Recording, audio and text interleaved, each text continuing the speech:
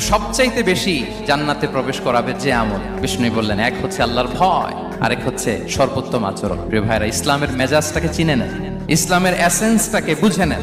আমরা ভালো আচরণকে গুরুত্ব দিতে চাই না।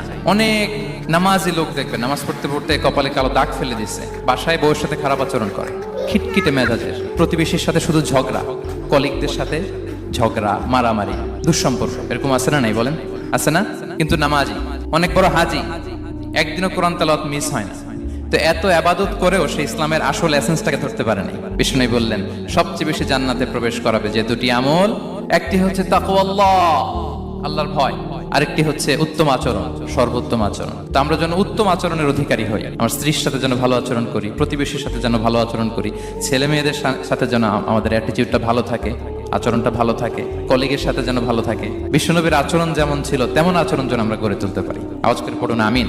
সুনানে আবু দাউদের এক